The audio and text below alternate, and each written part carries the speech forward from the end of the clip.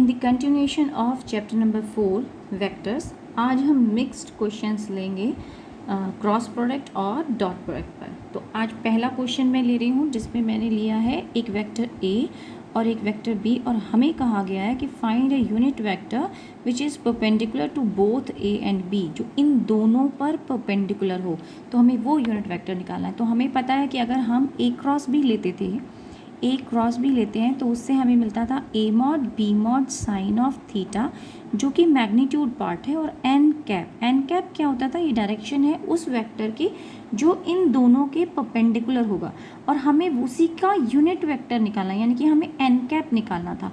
तो मैंने N cap को यहाँ रख लिया है, और पहले लेंगे हम वेक्टर्स का प्रोडक्ट और फिर उन दोनों वेक्टर्स का मैग्नीट्यूड, यानी ये वाला पार्ट। इसी पार्ट को आप ए क्रॉस बी मॉड भी लिख सकते हैं। यहाँ ये वेक्टर सिंबल है जो कि मैं लगाना भूल गई हूँ, तो ये वेक्टर सिंबल कंसीडर कर लिया है। और अब इस पार्ट को, ब्रैकेट वाले पार्ट को हम ए क्रॉस बी लिख सकते हैं, और वो भी मॉड पार्ट। तो उसको हम जब डिनोमिनेटर में ले आएंगे तो आपका फॉर्मूला ये बन जाता है। तो सबसे पहला काम है हमारा कि हम A cross B find out करें।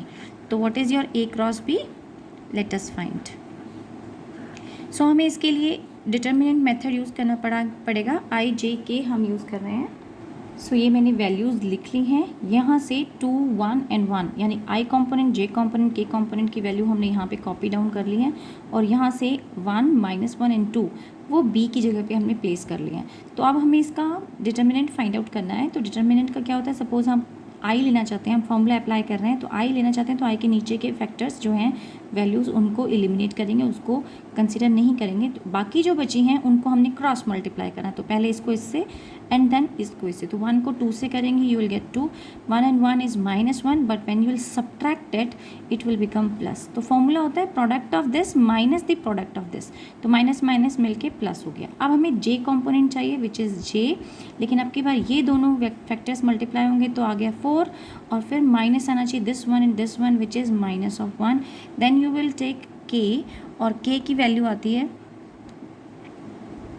-2 एंड -1। सो आपके पास तीनों वैल्यूज़ आ चुकी हैं, 3i cap -3j cap -3 of K cap. तीनों वैल्यूज़ का हमें मॉड चाहिए, क्योंकि हमें ए क्रॉस बी का मैग्नीट्यूड चाहिए था in order to calculate unit vector. तो हमें मॉड चाहिए इसका, और इसका मैग्नीट्यूड फाइंड करने का तरीका होता है इंडिविजुअल्स को स्क्वायर करें और ऐड कर दें। तो यहाँ पर 3 का स्क्वायर प्लस इसमें -3 का स्क्वायर, इसमें भी -3 का square, so all 3 will become plus, and you will gate 3 square plus 3 square plus 3 square which will give you √27, और यू विल गेट 3√3। जब आप इसकी वैल्यू वापस back to the N cap put करेंगे, हम वापस इसे back to N cap put करते हैं, तो हमारे पास ए क्रॉस बी जो प्रोडक्ट आया था वो ये आया था, और जो हमारे पास ए क्रॉस बी का मॉड आया है वो आया 3√3। तो हम क्या करते हैं, 1/3√3, 3i cap -3j cap -3 of K cap हम प्लेस करेंगे, लेकिन 3 कॉमन आ सकता है और बाहर इस डिनोमिनेटर से कैंसिल हो सकता है। तो आपके पास आंसर बचेगा 1/√3 I cap -j cap -k cap. ये मेथड था simple formula for calculating the unit vector which is normal to both A cross B, यानी ए क्रॉस बी के प्रोडक्ट के नॉर्मल हो। नेक्स्ट क्वेश्चन देखते हैं। Find the value of x if A B and C are coplanar. तो अगर आपके पास A B और सी जो है वो को प्लेनर हो, को प्लेनर का मतलब होता है lying in the same plane. Lying in the same plane कौन से होते हैं, वो वेक्टर्स ऐसे हों जो सेम प्लेन पे लाई कर रहे हों, परपेंडिकुलर ना हो एक दूसरे की, या तो वो ऐसे हों या वो सेम पैरेलल साइड में हो, किसी भी तरीके से हो, एंटी पैरेलल हो, कुछ भी हो, लेकिन वो सेम ही प्लेन पे हो, उनमें कोई परपेंडिकुलर कंपोनेंट ना आए। तो ऐसे वेक्टर हमें ढूंढना है जिसमें कोई परपेंडिकुलर कंपोनेंट ना हो, तभी वो कोप्लेनर कहलाएंगे। तो हम उसके लिए हम क्या करते हैं, हम पहले ए क्रॉस बी निकालें, ये बी क्रॉस सी निकालेंगे। सो जब आप बी क्रॉस सी निकालते हैं तो इनका जो रिजल्टेंट आना चाहिए वो क्या होना चाहिए, परपेंडिकुलर होना चाहिए, यानी कि जो एक वेक्टर बना, मैं यहाँ पे इसका डायग्राम बना देती हूँ। तो अगर बी ऐसे है, सी ऐसे है, मैं बी से सी की तरफ, तो जो थर्ड वेक्टर आना चाहिए, let me consider that vector P, वो पी वेक्टर परपेंडिकुलर होगा बी के भी, परपेंडिकुलर होगा सी के भी। अब हम कहते हैं कि जो इसका मतलब यहाँ पर तो 3 वेक्टर है हमारे पास, इनमें से किसी का भी प्रोडक्ट ले सकते हो, बट हमें जो कोप्लेनर दिखाना है तो वो कैसे दिखाना है रूल में, और कैसे वो कोप्लेनर हो गया उसका रूल देते हैं। तो अब हम लेते हैं डॉट प्रोडक्ट। अगर A dot B, A dot into जो क्रॉस प्रोडक्ट है बी सी का, अगर इनका प्रोडक्ट 0 हो जाए तो फिर ए बी, ये कह सकते हैं then A B and C are coplanar, तब ये कोप्लेनर होते हैं। अब ये कोप्लेनर कैसे हो गए? डॉट प्रोडक्ट, पहले हमने क्रॉस प्रोडक्ट लगाया सो दैट कि हमें एक परपेंडिकुलर वेक्टर मिले, यानी पी वेक्टर मिल गया। और अब हम कह रहे हैं कि जो वेक्टर थर्ड वेक्टर था ए, उसका डॉट प्रोडक्ट इस पी के साथ, यानी हमने बोल दिया ए का प्रोडक्ट विद दिस पी, वो क्या हो जाना चाहिए? 0। और ये प्रोडक्ट अगर ए का विद इटसेल्फ लेते हो, यानी ए का ए की डायरेक्शन, अगर मान लीजिए ए की डायरेक्शन और पी की डायरेक्शन सेम होती, इक्वल डायरेक्शन होती, तो ये कभी 0 नहीं होता। तो उस केस में क्या आता है, जैसे डॉट हटाते हैं हम तो आपके पास आता है A P cos of theta. तो कॉस ऑफ थीटा अगर आ रहा है तो इसका मतलब थीटा क्या है आपके पास? This implies theta is what?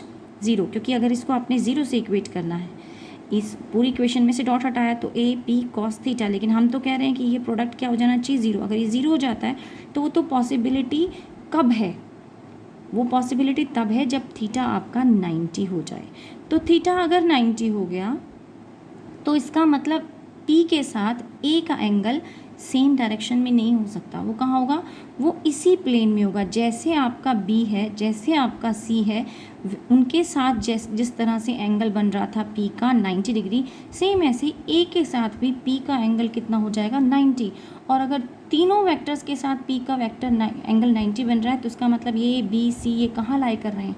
ये सेम ही प्लेन में लाई कर रहे हैं। तो ये मैं वेक्टर ए दिखा देती हूँ। अगेन आई एम सेइंग कि अगर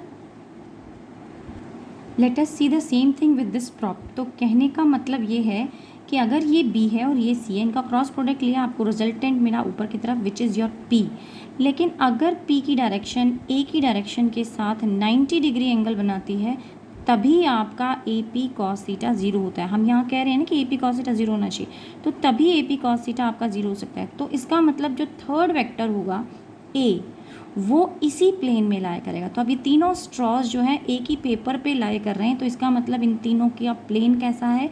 ये तीनों क्या प्रूव हो जाते हैं? कोप्लेनर। यही हमें करना है इस क्वेश्चन के अंदर। So let us do it. ये तीनों वेक्टर्स हैं, तो मैं वेक्टर सिंबल लगाना भूल गई हूँ। सो ए डॉट बी क्रॉस सी, और इसको करने के लिए हम क्या करते हैं? हम अलग अलग क्रॉस प्रोडक्ट, या तो पहले आप क्रॉस प्रोडक्ट करो और फिर उसके बाद उसका डॉट प्रोडक्ट लो। नहीं तो दूसरा तरीका है तो डिटर्मिनेंट में कि आप ए की वैल्यू आई जे के जो पुट करते थे उसकी जगह आप ए की वैल्यू पुट कर दीजिए, बी की वैल्यू यहाँ पर पुट कीजिए सेकंड नंबर पर, और सी की वैल्यू थर्ड नंबर पर। तो अब मेरे पास वैल्यूज़ हैं 1 -2 3, तो मैं डायरेक्ट कर रही हूँ 1 -2 3। अब यहाँ पर x की वैल्यू नहीं है, मतलब ये जो वैल्यू है ये अननोन फैक्टर है आपके पास, तो this value is 0, this is your x and this is your 3, यानी कि i कॉम्पोनेंट नहीं था। आगे देखते हैं 7 and 3 and -11। हमें x की वैल्यू हमें फाइंड करनी है, और इस पूरे प्रोडक्ट को हम किससे इक्वेट करेंगे? 0 से इक्वेट कर देंगे। तो लेट अस सी। सो ये मैंने इसे आगे फर्दर सॉल्व कर दिया है। समझा देती हूँ कि 1 यहाँ पर लिया हमने, जैसे हम i लेते थे वैसे 1 आ गया। x और 11 का प्रोडक्ट लिया -11x, और -3 यानी कि उसमें से सब्ट्रैक्ट करना था हमें 3 और 3 का प्रोडक्ट, वो है -9।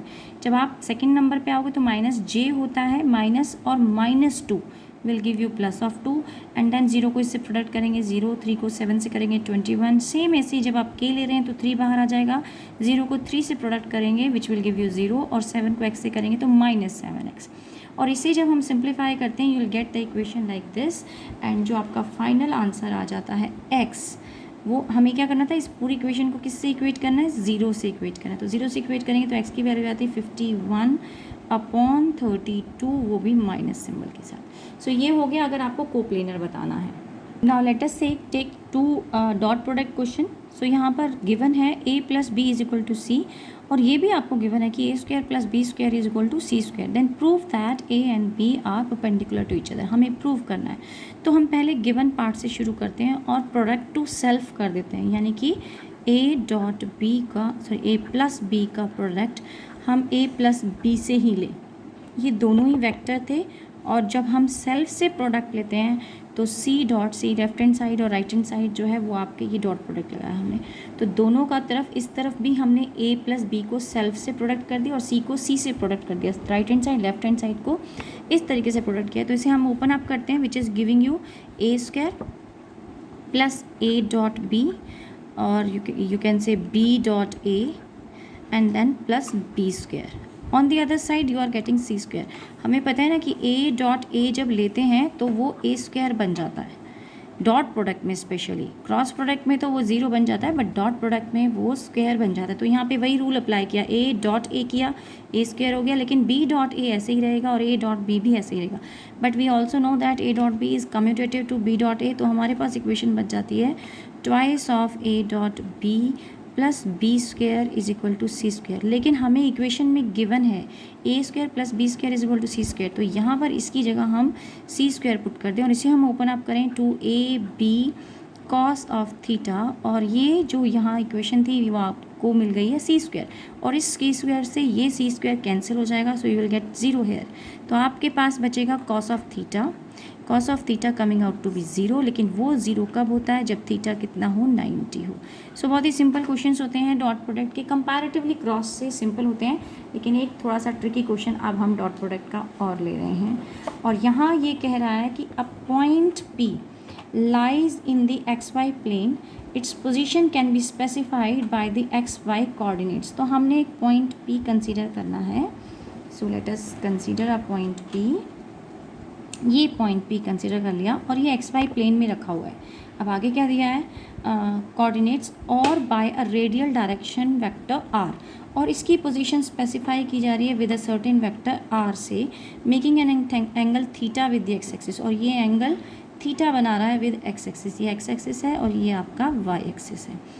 Find a unit vector I cap of unit magnitude in the direction of the vector. तो हमें एक वेक्टर निकालना है जो इसी की डायरेक्शन में हो, और वो हो आई कैप, और वो हो रेडियल कंपोनेंट। जो सेम डायरेक्शन में होता है उसको हम रेडियल कंपोनेंट कहते हैं। अब दूसरा बोल रहा है find a vector I cap of unit magnitude in the direction of the vector R and a vector I theta of unit magnitude normal to the vector I R. तो I are के normal भी एक vector होगा, वो कह रहा है, और उस वेक्टर का नाम उसने दिया आई थीटा।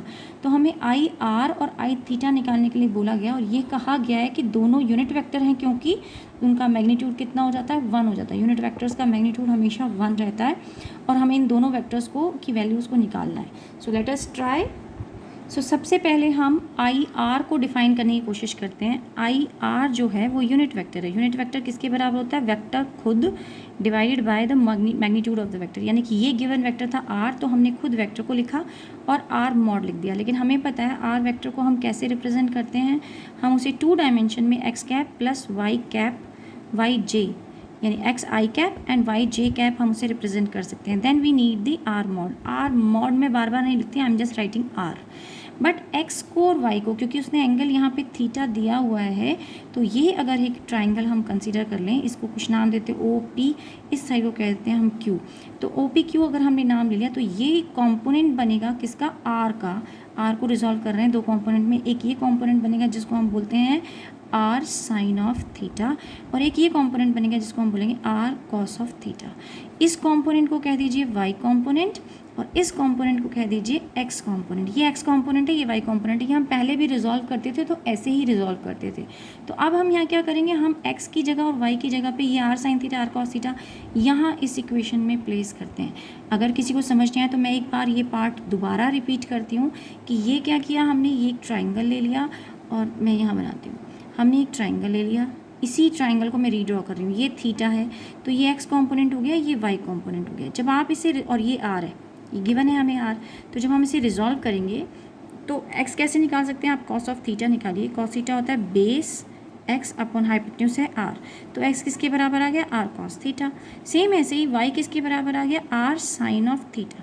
ये दोनों वैल्यूज़ हमें यहाँ पुट करनी है, तो आई आर की वैल्यू आपके पास आ जाती है। अब आप जब यहाँ पुट करेंगे तो यहाँ पर भी आर आ रहा है और डिनोमिनेटर में भी आर है, तो वो आर कैंसिल कर देंगे एक दूसरे को, और आपके पास बचेगा cos of theta I cap and अच्छा मैं आई कैप को पहले, कोई बात नहीं यहाँ तो चलने दो, sine of theta J cap, this is J cap. क्योंकि ये मैं आई कैप को या जे कैप को पहले लिखना चाहिए जनरली, क्योंकि थीटा के साथ उसे मिक्स ना समझा जाए। ये ना समझा जाए कि थीटा और आई कैप एक एंगल है, यहाँ आई कैप यूनिट वेक्टर है। या फिर आप थोड़ा गैप करके लिखो, जैसे यहाँ पे क्लियरली पता चल गया कि साइन थीटा अलग एक फिजिकल क्वांटिटी है और जे कैप उसका एंगल है। तो इसे मैं ब्रैकेट में कर देती हूँ सो दैट कि आपको किसी चीज़ का कन्फ्यूजन ना रहे। अब हमें निकालना है आई थीटा, लेकिन जो आई थीटा है आई थीटा, उसके भी कुछ कंपोनेंट होंगे, कुछ कंपोनेंट होगा आई डायरेक्शन में और कोई कंपोनेंट रहा होगा जे डायरेक्शन में। अब हमें अल्फ़ा और बीटा की वैल्यू चाहिए। तो सबसे पहले तो हम ये देखें कि आई और आर और आई थीटा, इन दोनों के बीच में एंगल कितना है, 90 डिग्री, यानी कि इन दोनों का product I R dot I of theta, ये क्या हो जाना चाहिए, ये ज़ीरो हो जाना चाहिए, क्योंकि जब आप डॉट प्रोडक्ट हटाएंगे, ये यूनिट वेक्टर्स हैं, तो जब हम डॉट प्रोडक्ट हटाते हैं तो कॉस ऑफ थीटा आएगा। तो इसका मैग्नीट्यूड, इसको मैं ओपन अप करके लिखूँ, जीरो क्यों है, बिकॉज वन आई आर का मैग्नीट्यूड हमें गिवन है 1 है, वैसे भी यूनिट वेक्टर का मैग्नीट्यूड 1 ही होता था। आई थीटा का भी मैग्नीट्यूड गिवन है हमें, ये नॉर्मल मल्टीप्लिकेशन है, 1 है, और इन दोनों के बीच का एंगल यहाँ फिगर से भी दिख रहा है कि दे आर एट 90 डिग्री, तो हो गया cos of 90 which will give 0। सो इसीलिए हम कह रहे हैं कि ये 0 हो जाएंगे। सो अब हम आई आर और आई थीटा की वैल्यू प्लेस कर देते हैं जो हमने निकाली थी। Now this is the equation, ये क्या है हमारा आई जो हमने आर निकाला, और ये है हमारा आई थीटा, थीटा हमने जो कंसीडर किया जिसमें हमें अल्फ़ा बीटा हमें पता नहीं है, उन्हें हमें निकालना है। लेकिन जब हम डॉट प्रोडक्ट लेते हैं तो I dot I will be your 1, लेकिन आई डॉट जे क्या हो जाता है 0। तो हमारे पास जो कॉम्पोनेंट बचेंगे वो सिर्फ cos theta into alpha and sine theta into beta बचेगा। सो आफ्टर प्रोडक्ट, इनका प्रोडक्ट लेने के बाद हम इस कंक्लूजन पे पहुंचेंगे, यानी कि अल्फ़ा बाय बीटा, यहाँ से आप इक्वल टू किधर लेके जाएंगे तो minus sine theta by cos theta की इक्वेशन आ जाती है। लेकिन आई थीटा का अगर आप मैग्नीट्यूड निकालें तो मैग्नीट्यूड का फॉर्मूला क्या होता था, मेरे पास इक्वेशन आई थीटा की पहले इक्वेशन लिखते, इक्वेशन है अल्फ़ा आई कैप प्लस बीटा जे कैप, और अब हमें मैग्नीट्यूड चाहिए तो मैग्नीट्यूड का फॉर्मूला होता है under the root alpha square plus under the root beta square, लेकिन आई कैप का मैग्नीट्यूड क्या होता है 1। तो अब इस इक्वेशन के अंदर हम यहाँ पे अल्फ़ा और बीटा, यहाँ पे जो वैल्यूज़ हैं वो हम यहाँ पे अप्लाई करने की कोशिश करेंगे। तो पहले तो मैं अंडर रूट हटाती हूँ, यहाँ पे स्क्वायर आ जाएगा, सो ये आपके पास सिर्फ इक्वेशन बचेगी, therefore alpha square plus beta square is equal to 1। और यहाँ से भी अगर आप बीटा से या दोनों साइड से आप बीटा से डिवाइड कर दे तो एक इक्वेशन बच जाती है अल्फ़ा बाय बीटा, क्योंकि मैं इस फॉर्म में लाना चाहती हूँ, that whole square plus 1 is equal to 1 by beta square.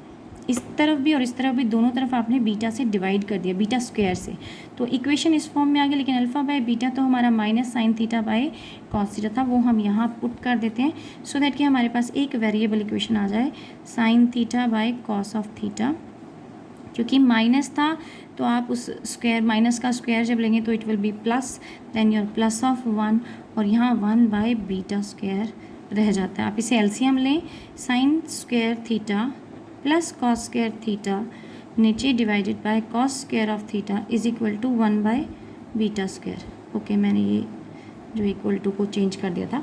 सो लेकिन sign square theta plus cos square theta हमें मालूम है वो 1 होता है, तो यानी बीटा आपके पास आ गया कॉस ऑफ थीटा।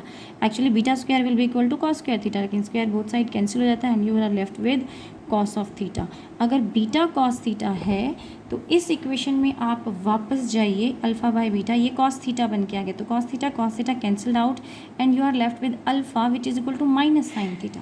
तो यहीं इसी इक्वेशन से हमारे पास alpha minus sine of theta भी आ गया। इसका मतलब आई थीटा का जो कंपोनेंट्स बन रहे थे अल्फ़ा आई कैप, तो ये इक्वेशन थी, ये था अल्फ़ा आई कैप प्लस बीटा जी कैल के। अब अल्फ़ा की वैल्यू भी हमारे पास है, बीटा की वैल्यू भी हमारे पास है, तो हम यहाँ लिख सकते हैं that I cap sine of theta plus j cap cos of theta. So हमारे पास दोनों वैल्यूज़ आई थीटा की और जे कैप की, यानी कि आई आर की, ये दोनों वैल्यूज़ हमारे पास आ जाती हैं cos of theta I cap plus j cap और साइन ऑफ थीटा। तो ये दोनों वैल्यूज़ हम निकाल चुके हैं। ये हमने दोनों ऊपर, ये हमने आई कैप की यहाँ पर वैल्यू निकाली थी, आई आर की रेडियल कंपोनेंट की, और यू कैन आई आर को हम रेडियल कंपोनेंट कहते हैं और आई थीटा को हम टेंजेंशियल कंपोनेंट कहते हैं, लेकिन इस वक्त ये यूनिट वेक्टर थे तो हमने इनको कैलकुलेट कर लिया है।